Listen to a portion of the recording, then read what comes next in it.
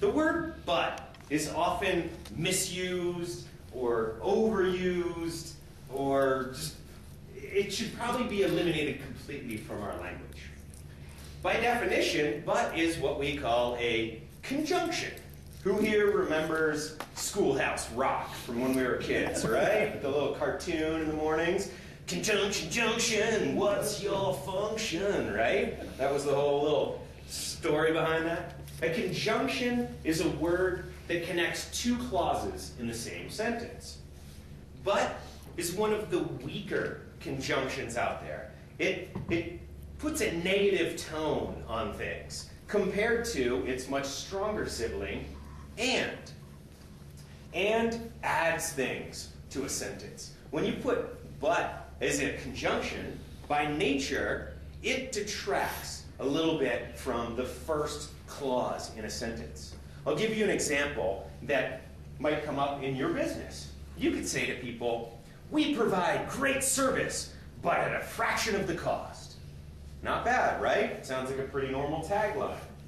But, you could say, you could say as well, we provide great service and at a fraction of the cost. Do you hear the subtle difference there?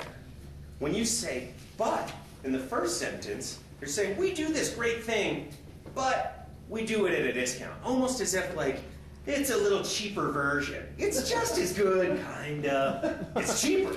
That's the real thing, it's cheaper. When you put the and in there, you're saying you get this great thing, and as an added bonus, you also get this other thing.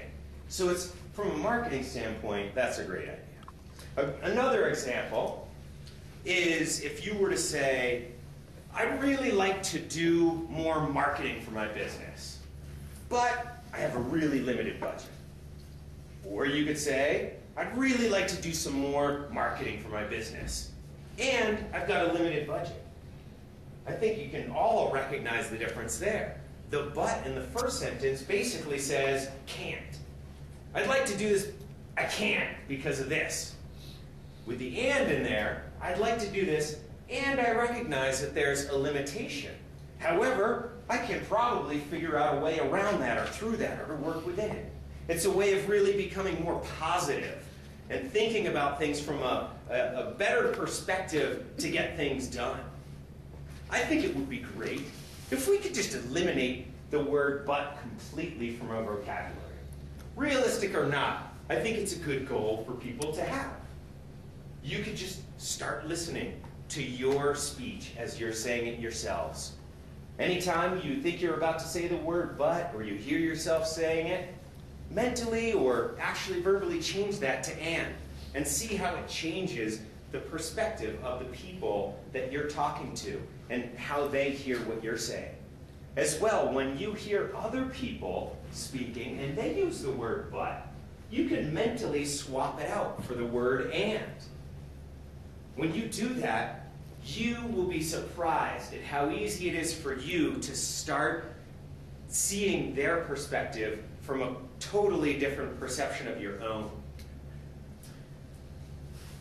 Now, as saying all of this, I know it's hard to think that you could eliminate the word but from your language completely, but I'm willing to give it a try. I'm willing to give it a try, and I'm willing to give it a try. See, it's not as easy as it sounds. Though we don't need to be perfect, right?